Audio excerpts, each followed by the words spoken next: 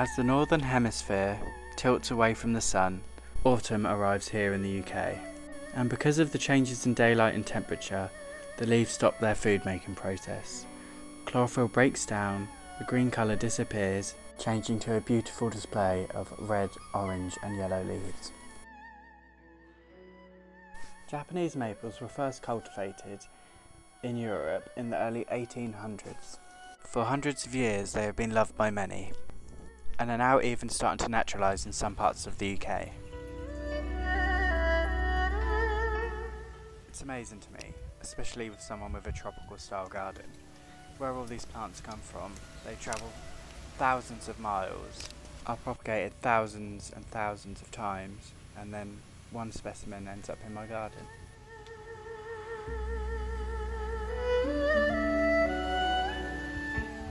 Here in the UK, we're lucky to have mild seasons, lots of rainfall and long summers, perfect for growing a wide range of plants.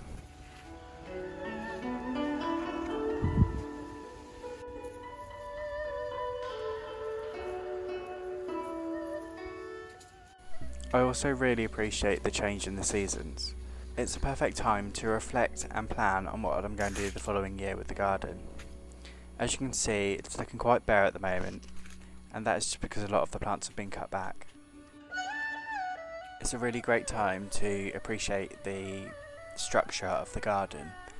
By structure I mean things like the palms and evergreen plants, also the timber frameworks and statues all add that winter interest and give your garden its bones.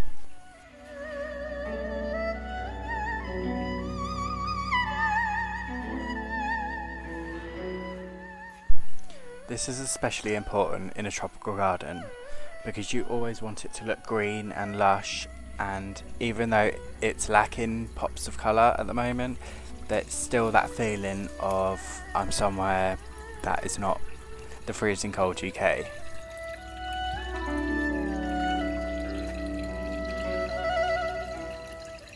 So this time of year I spend collecting plants that are not hardy to the frost, and I give them a check over, check for any pests or diseases, and then bring them inside and pop them on the windowsill. It's interesting because I get to see little changes like berries on the plants and some little flower buds appearing, which makes me look forward to spring and realise it's really not that far around the corner.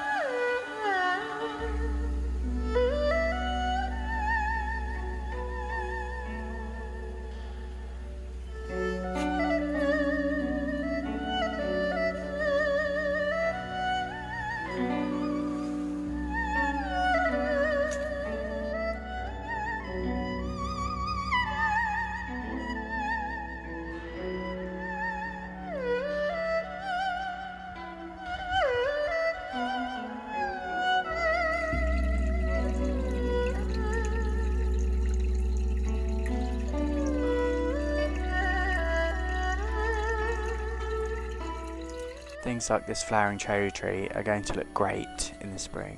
It has beautiful pink candy floss blooms, which just look spectacular in the garden and really lift it up in a time just when I need it. Plants like this hardy Musabaz Jew banana I just leave completely uncovered all winter and then cut them back a little bit in spring, and they just perform gloriously.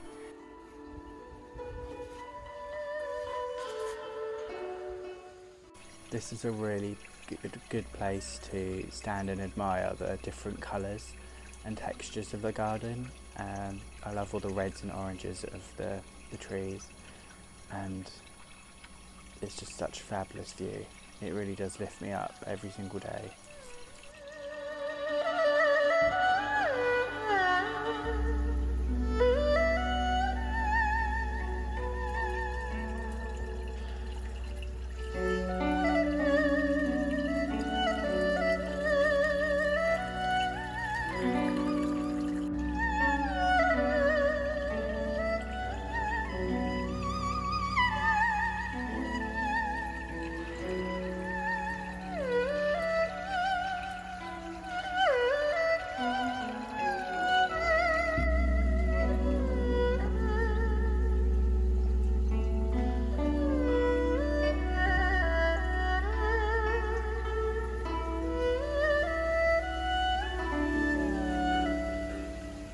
Protecting gunneras is really easy. Just cut the leaves off and stick them on top like this.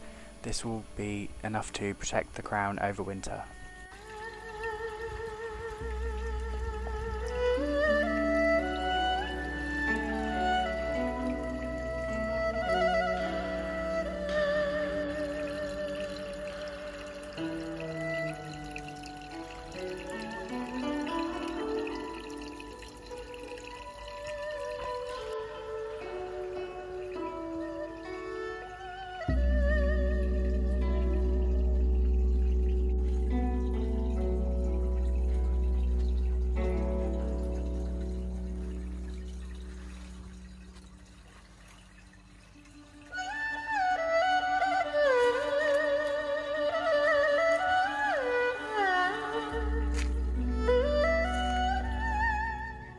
The mind your own business in between the cracks in the path have spread just how I wanted them to, and it looks absolutely great.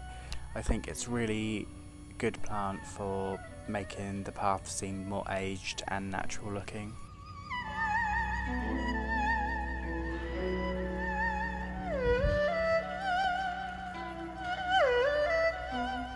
Another great plant for autumn colour and summer scent is the star jasmine that I have on my pergola. It's turned this glorious red colour and it gets scented white flowers on in late summer that smell so nice. I really encourage everyone to get this. It's also evergreen, so it adds so much structure to the garden. That's it from me today, and I hope you have enjoyed the video and maybe learned something along the way. Thank you all for supporting me and watching my videos. I really appreciate it. I'm going to show you a 1-minute clip of my fancy goldfish tank now, for no other reason that I think they're beautiful and I want to share them with you all. I hope that you all stay safe, and I'll see you all soon. Goodbye.